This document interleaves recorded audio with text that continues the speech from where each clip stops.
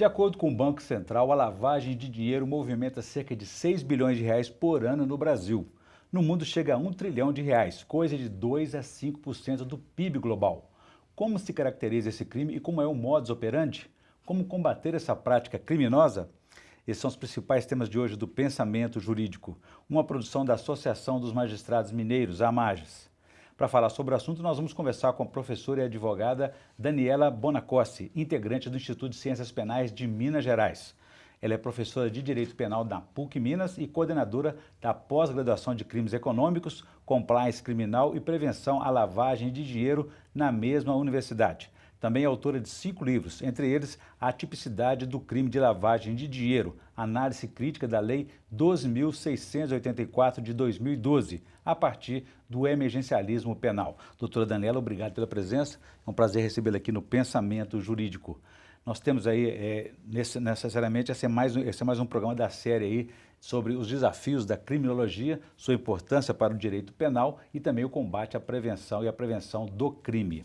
Teremos também os quadros Pensamento Universitário, em que estudantes da Faculdade de Direito, hoje da Milton Campos, me ajudarão a entrevistá-la. E o Pensamento Literário, a senhora fará indicações de leitura para os nossos telespectadores. Pois bem, doutora Daniela, as instituições aí, né? Nós estamos falando hoje de lavagem de dinheiro. Como é que a lavagem de dinheiro surgiu? Qual a origem desse termo? Tem a ver com a lavanderia mesmo? Bom, primeiro eu também quero agradecer o convite. E essa terminologia que o Brasil usou, né, de lavagem de dinheiro, ela vem realmente desde a origem, que foi nos anos 20, nos Estados Unidos, quando veio a questão da lei seca, que começou o tráfico de bebidas e isso foi gerando um lucro tão grande que o grande responsável, o Al Capone, ele comprou lavanderia de imigrantes e ele fazia um esquema simples que até hoje é feito. Ele declarava que ele lavava 500 mudas de roupa e ele lavava 5. Então ele superfaturava e falava que o dinheiro não vinha do contrabando de bebidas, ele vinha da lavanderia. Quer dizer que o esquema mais fácil é uma lavanderia. Restaurantes também são muito usados para isso, não? Na lavagem de dinheiro, hoje em dia, com toda a modernização assim, tecnológica, na realidade, criatividade não falta, mas os meios assim, mais comuns são lava-jato, são lavanderias, são restaurantes, são meios que a gente não tem valor fixo e que movimenta dinheiro vivo. Então, isso são utilizados com muita frequência. Como é que a lavagem de dinheiro, apesar de criminosa, consegue levantar tanto dinheiro? Como é que é possível isso? Bom, porque a gente tem uma lei que a partir dos anos 90 e a partir dos anos 90 os tempos mudaram. Né? Todo o dinheiro que movimenta o sistema financeiro mudou. Se há 20 anos atrás a gente falava de questões, por exemplo, de corrupção que envolvia 1 milhão, agora são 50 milhões. Então, o valor do dinheiro, essa movimentação mudou. E o que a lavagem de dinheiro faz? Ela usa uma forma paralela de movimentação financeira. Assim, o Estado não sabe quanto que circula. Não é pelo banco, não? Eu posso utilizar, sim, alguns meios de lavagem pelo banco. Dessa forma, até que se previne a lavagem, hoje o Banco Central tem uma série de cartas circulares, de medidas que limitam o valor que circula e que obriga a identificação de clientes, ou seja, eles tentam fechar o sistema financeiro. Mas ainda assim, o que se faz para lavar? Utiliza conta de terceiro, utiliza valores pequenininhos. Hoje, um hacker da noite para o dia, com a internet, ele consegue movimentar milhões sem que o controle de atividade financeira desconfie, por exemplo. Porque as imagens que nós temos da lavagem de dinheiro, das apreensões, é aquela montanha de dinheiro, quer dizer, sempre dinheiro em espécie.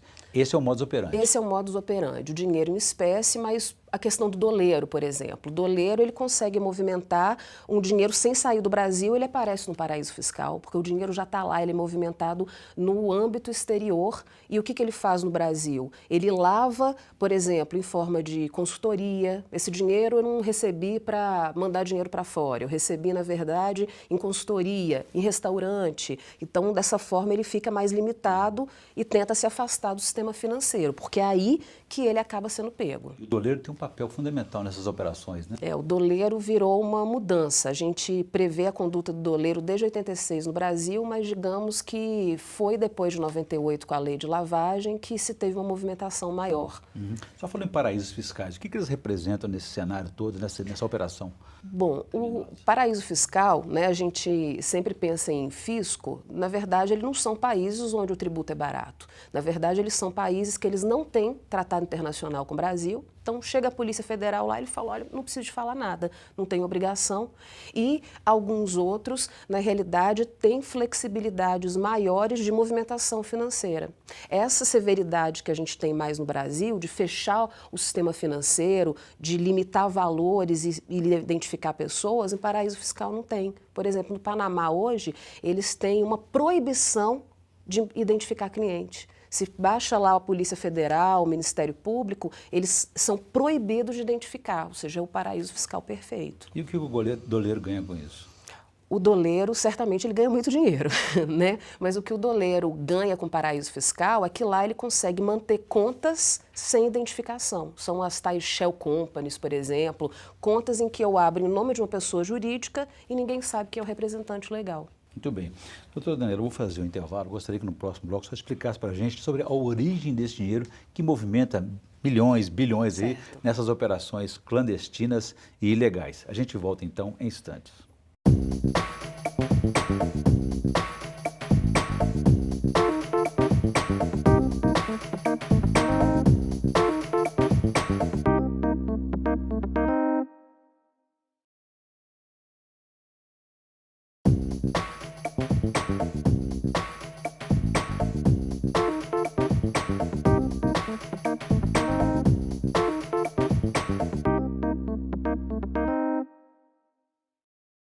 Estamos de volta com o Pensamento Jurídico, um programa da Associação dos Magistrados Mineiros, a AMAGES. Participe de nosso programa pelo e-mail pensamento@amages.com.br. Hoje estamos discutindo sobre a lavagem de dinheiro, que no Brasil movimenta por ano cerca de 6 bilhões de reais. A nossa entrevistada é a professora e advogada Daniela Bonacossi, que é integrante do Instituto de Ciências Penais de Minas Gerais. Professora Daniela, deixei para uma questão aqui no bloco anterior a respeito da origem, a origem desse dinheiro que movimenta esses bilhões de reais aí, dólares também, nessas operações clandestinas e criminosas. De onde vem esse dinheiro? Bom, a lavagem de dinheiro, na realidade, ela é um processo de modificação dessa origem. Então, é uma forma de se esconder, ocultar, modificar um dinheiro proveniente de qualquer infração. Do ilegal para o legal. Então, eu tenho um crime anterior que gerou um lucro e, por isso, para usar livremente esse dinheiro, eu vou usar mecanismos para esconder, para ocultar. Por exemplo, o tráfico ilícito de entorpecentes, ele tem um mecanismo diferente de crime econômico, como corrupção, como sonegação. No tráfico ilícito, ou seja, ele movimenta um valor muito grande, o traficante ele não tem como comprovar uma fonte de renda lícita, então ele utiliza de mecanismos, por exemplo, uma vendinha perto da área periférica onde ele vende a droga, em que ele fala que ganha do lucro dessa vendinha. Agora, esses grandes valores são provenientes de atos de corrupção, ou seja, de propinas, de negociações, de tráfico de influência, principalmente de sonegação fiscal, que é um crime que foi incluído só em 2012 como origem da lavagem, e qualquer conduta que seja ilícita. Vou te dar um exemplo simples. Muitas vezes, empresas familiares pagam um funcionário fora da carteira, porque o funcionário optou. Isso é uma forma de sonegação, ou seja, eu estou pagando num limite maior. Pagar por fora, que chama. Isso, pagar por fora. Quando ele pratica qualquer ato para justificar essa sobra na sonegação, esse caixa 2, ele coloca lá fluxo de caixa, virou lavagem. Ou seja, a lavagem ela não precisa de ser um procedimento complexo, ela é um procedimento de ocultar. E, normalmente, os valores, esses milhões que circulam, ele tem origem a esse novo crime, digamos assim, esses crimes relacionados com descontrole na economia, sonegação, casos de corrupção, casos de crime financeiro, casos de movimentações de dinheiro sujo para lavar e para evadir divisas. Sim. Ou seja, a lavagem de dinheiro é a ponta final de uma sucessão de crimes. Exatamente. Não é só um crime, né? Ela é um crime para esconder aquele anterior. Outros crimes. Isso. E para ser tão exitosa dessa forma, para ser tão vultosa esses valores que eles praticam aí, é uma organização criminosa, muito organizada. Isso. Tem muita gente envolvida nisso, porque como que isso dá certo e ninguém percebe e não consegue identificar? O que a gente pode caracterizar é que a lavagem por si, ela não dá dinheiro, ela não lucra. O criminoso ele perde dinheiro movimentando para esconder. Porque ele tem que gastar de uma forma ou de outra. Exatamente, porque ele vai ter um doleiro para mandar dinheiro para fora, ele vai ter um contador para simular um empréstimo no exterior, por exemplo, para entrar aqui no Brasil como se fosse um empréstimo e não um dinheiro sujo. Fazer apostas também? Fazer apostas, cassino. Comprar bilhetes premiados, por exemplo? Bilhetes, a grande modernidade são as moedas digitais, que ainda não tem um controle externo. Bitcoin. Isso é a modernidade da lavagem de dinheiro. Porque imagina que o criminoso utiliza de meios tecnológicos. Professor, vamos ampliar o nosso debate. Eu vou convidar agora os estudantes da Faculdade de Direito, hoje da Milton Campos, para me ajudar a entrevistá-la. Por favor, a primeira pergunta.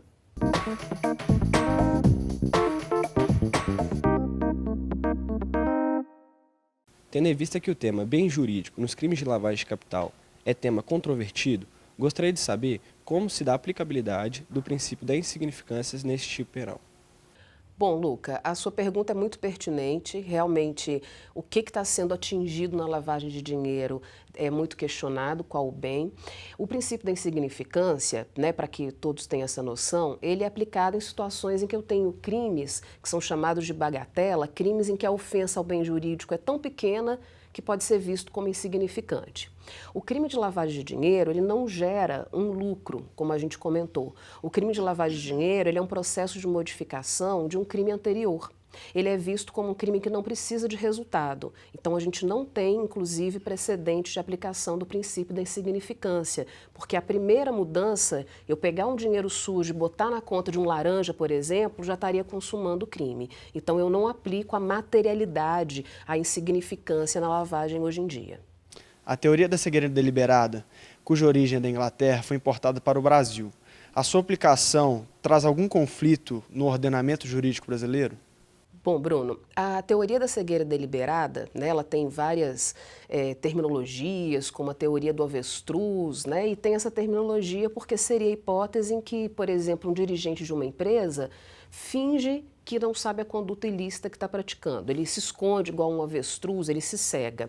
A lei de lavagem de dinheiro, ela previu isso. Hoje, no artigo 9º, ela traz uma série de condutas que, pela mera atividade laboral, são consideradas suspeitas e obriga o dirigente, a empresa, a informar suas movimentações financeiras ao órgão fiscal, que é o controle de atividades financeiras. Então, a gente não tem essa contradição, o que a gente tem são discussões doutrinárias dessa aplicabilidade, porque para a lei de lavagem de dinheiro não cabe a alegação de que ele não tem ciência da ilicitude, porque ele tem essas obrigações, é uma autorregulação que o Estado fez. Por isso que as medidas de prevenção e compliance são utilizadas hoje em empresa como um mecanismo de se evitar a incriminação da alta direção, da alta administração.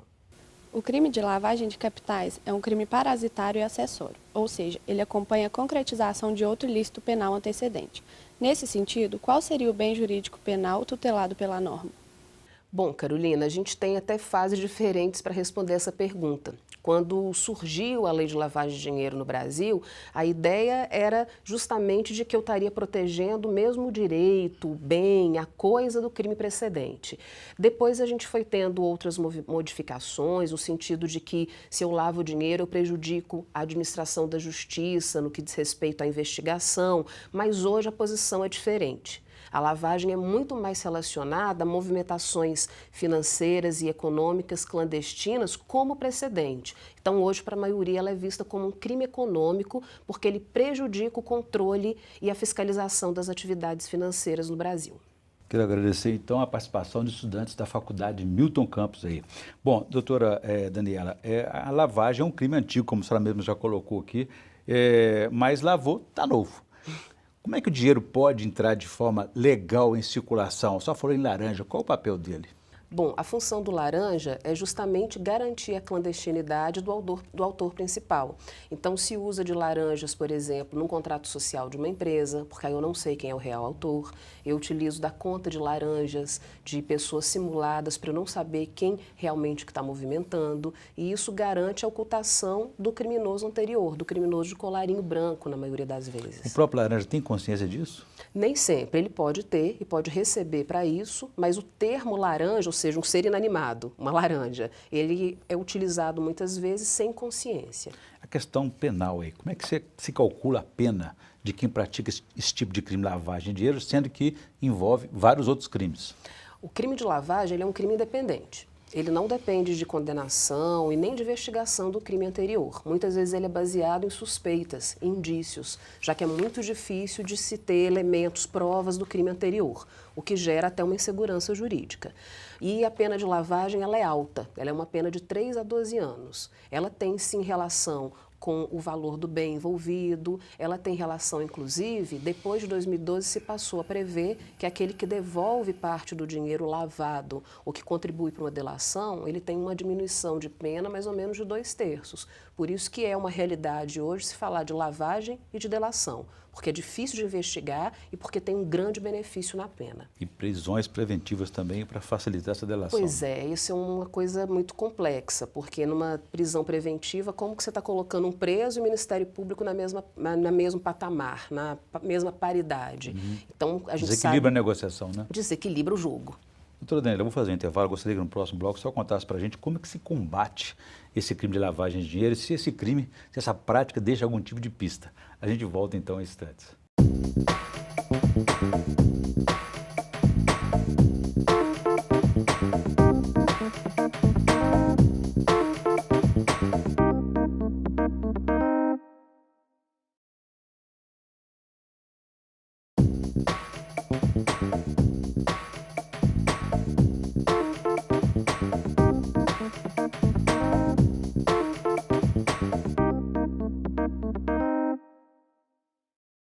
Estamos de volta com o Pensamento Jurídico, uma produção da Marges. Hoje estamos conversando com a professora e advogada Daniela Bonacosta, que é integrante do Instituto de Ciências Penais de Minas Gerais, discutindo aí sobre lavagem de dinheiro, que só no Brasil movimenta cerca de 6 bilhões de reais por ano.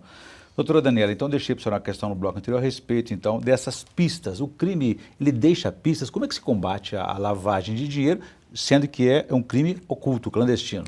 Como ele é um crime oculto, clandestino, a legislação e a investigação hoje, ela parte justamente para mecanismos preventivos. A gente tem um órgão que é composto de inúmeros outros órgãos, como funcionários do Banco Central, Ministério Público, Ministério da Fazenda, que é o COAF, o Controle de Atividades Financeiras, e do COAF a gente tem outros vários órgãos relacionados à atividade. Por exemplo, em seguradoras, o órgão fiscalizador é o SUSEP, em incorporadoras, construtoras, o CRECE, por exemplo, em bolsa, a CVM. Então, esses mecanismos preventivos antes de uma possível suspeita, quando o dinheiro entrou no sistema financeiro ou foi movimentado, é que eles buscam essa investigação. É mais fácil nessa fase, então? É mais fácil nessa fase. Por quê? Depois que ele voltou com a aparência de limpo, a regra que se fala até no âmbito internacional é siga o dinheiro. Então, se não se consegue seguir o dinheiro, ele vai sumir e ninguém sabe a origem. Ele está pulverizado já em vários negócios. Ele está pulverizado e a única prova, o único mecanismo que a gente tem virou a delação, porque não tem jeito de investigar. A FEBRABAN, a Federação Brasileira de Bancos, né, defende maior restrição, né, do uso de dinheiro em espécie. Mas isso parece que não é suficiente, porque a senhora disse que tem meios eletrônicos também, né? Isso. A FEBRABAN, ela hoje tem um rol de medidas que, inclusive, as empresas devem evitar para evitar suspeita. Porque, por exemplo, empresas que lidam muito com valor em espécie, que usam carro forte, que usam meio de cheque, tudo que não deixa muito lastro, o COAF chama atenção e fala, olha, utilize de transferência eletrônica, mas mesmo transferência eletrônica, hoje há uma limitação do Banco Central, por exemplo, de R$10 mil. Aí o que o lavador faz? Movimenta 9.500, 9.900 e inúmeras contas, consegue lavar ainda assim. Além dessa redução de saques aí, o imposto de renda pode ajudar nisso? O imposto de renda pode, porque a gente hoje também tem muitos mecanismos digitais para o seu controle. Mas quem lava dinheiro, quem é profissional, ele vai ter um imposto de renda impecável, porque ele vai ter no imposto de renda empréstimos, vai ter investimentos, vai ter tudo declarado. Então, claro, o imposto de renda ele pode ser um indício, mas se ele é profissional, é isso que ele quer, mostrar para o fisco que está tudo certinho. Até porque foi esse que pegou o Capone, né? É verdade, exatamente. A história ensinou, nesse caso. A questão dos valores, da limitação dos saques. Hoje, a comunicação prévia, quais seriam os limites? Hoje a gente tem uma carta circular do Banco Central, a carta 3280, que ela fala de valores até 10 mil. Então, quando eu estou sacando ou eu estou movimentando esses valores, tem duas questões. Se isso for incompatível com a minha conta, o banco mesmo vai entrar em contrato com o correntista e falar de onde veio esse valor. Agora, se isso já é compatível, eu informo inicialmente para o COAF, se isso for habitual, isso evita uma suspeita, por exemplo. Então a ideia então é bolar aí uma maneira de camuflar a origem do dinheiro ilegal, né? Essa prática eles chamam de smurfing, igual os bonequinhos pequenininhos. Então você utiliza de valores pequenininhos para não gerar suspeita no COAF. E a questão de empresa de fachada, como é que é isso? A empresa de fachada, ela é um mecanismo também há anos muito utilizado, porque eu recebo, por exemplo, uma propina. Eu criei uma empresa de fachada, uma empresa que não existe. Fachada pode existir fisicamente e eu acho que ela opera, mas na verdade o que tem lá dentro é um dinheiro sujo. Por exemplo, vou dar novamente restaurante, salão de beleza. Eu sou traficante e eu utilizei um salão de beleza porque eu falo que eu tenho tantas clientes por dia e o dinheiro sai de lá em forma de lucro e não de tráfico. Muito bem. Eu volto em cima daqui a pouquinho. Gostaria que a senhora fizesse agora para a gente a indicação de leitura no quadro Pensamento Literário. Por favor, que a senhora trouxe para nós.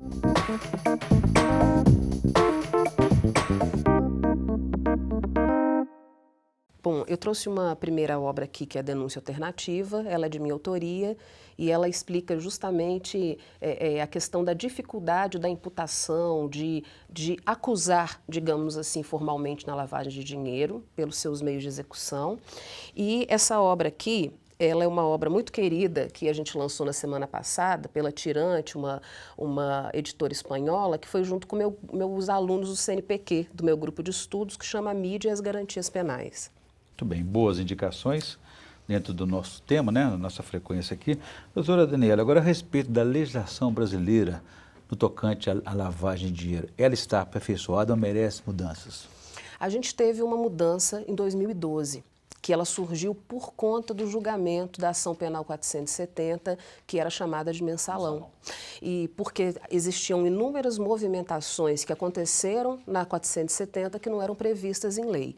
Então, sim, a lei ela é adequada hoje. O que a gente não tem a gente não consegue acompanhar a modernização do meio de execução do crime com o sistema financeiro e com as investigações. Agora só entrou então no campo político também, né? Como é que esse meio político está reagindo a isso? Porque as denúncias são crescentes, né? Sim. A legislação também deveria acompanhar, que é feita pelos próprios políticos, né? A gente tem assumido essa incompetência, porque cada vez mais se tem utilizado de acordos com o criminoso, apesar de ter uma pena muito alta de 3 a 12 anos, o criminoso que faz um acordo, vamos chamar de delação ou leniência, quando é a empresa que faz, ele devolve esse valor e ele contribui para a investigação, ele tem uma pena maior que 12 anos, mas cumpre em casa.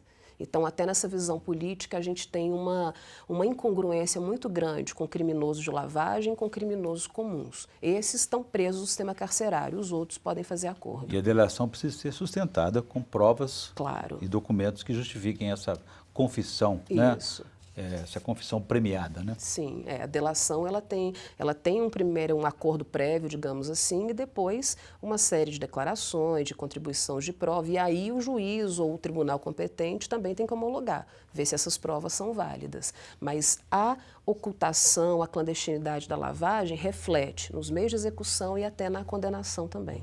Muito bem.